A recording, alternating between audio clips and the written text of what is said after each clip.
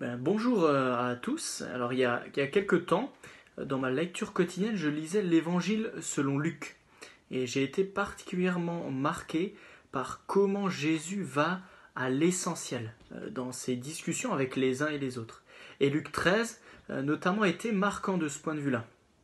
Alors que Jésus va bientôt se mettre en chemin vers Jérusalem pour accomplir sa mission en mourant à la croix et en ressuscitant, le voilà pour l'instant dans diverses régions en train d'enseigner. Il appelle les gens à se tenir prêts pour le retour du Maître, son retour en fait. Et beaucoup ne comprennent pas la portée de tout ce qu'il dit. Et voilà qu'on arrive maintenant à Luc 13, les versets 1 à 5, et je lis ce passage, Luc 13, versets 1 à 5. À ce moment-là, quelques personnes qui se trouvaient là racontèrent à Jésus ce qui était arrivé à des Galiléens dont Pilate avait mélangé le sang avec celui de leur sacrifice.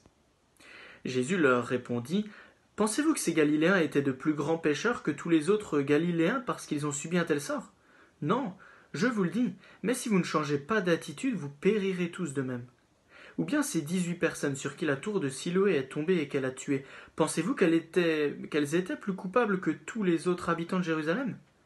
Non, je vous le dis, mais si vous ne changez pas d'attitude, vous périrez tous de même. » Après que Jésus ait parlé de justice dans le passage qui précède tout juste ces versets, voilà que les gens viennent raconter à Jésus une situation particulière. Probablement qu'ils pensaient que si un tel massacre avait pu se produire, les victimes devaient certainement l'avoir mérité en commettant quelque chose de grave. Comme si c'était en fait simplement le juste retour des choses. La roue a tourné, comme diraient certains. Mais ce n'est pas l'avis de Jésus. Est-ce que vous pensez qu'ils ont été plus coupables que d'autres Galiléens ? Pas du tout, dit Jésus. Et en fait, Jésus va même plus loin. Il vise au cœur des personnes qui sont avec lui. Il les met en garde. Si vous ne changez pas d'attitude, vous périrez tous de même, au verset 3. Alors la question n'est pas de savoir pourquoi il s'est passé ce massacre horrible. La question c'est plutôt, et vous ? Comment vous positionnez-vous face à moi, le Fils de Dieu ? Et Jésus dit la même chose par rapport à un autre drame. Une tour qui s'effondre et qui fait 18 morts. Le plus important ici n'est pas tant la mort terrestre de tous ces individus, si triste soit cet événement, mais qu'est-ce que les gens pensent de Christ ? Comment se positionne-t-il face à Jésus-Christ, le Fils de Dieu qui reviendra juger les vivants et les morts ? En ce moment, est-ce que nous sommes conscients que le plus grave, c'est la séparation d'avec Dieu pour toujours, pour ceux qui ne se repentent pas et ne placent pas leur confiance en Jésus-Christ ?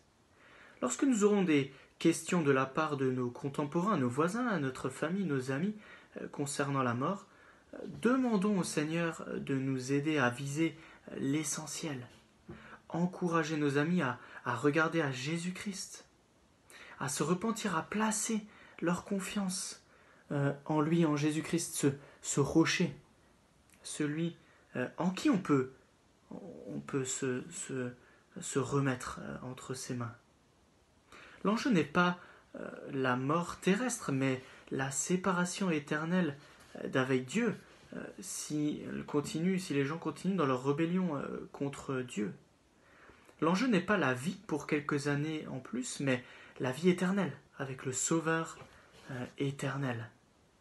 Alors bien sûr, sachons répondre avec douceur, en aimant les gens, mais sachons viser l'essentiel dans nos discussions.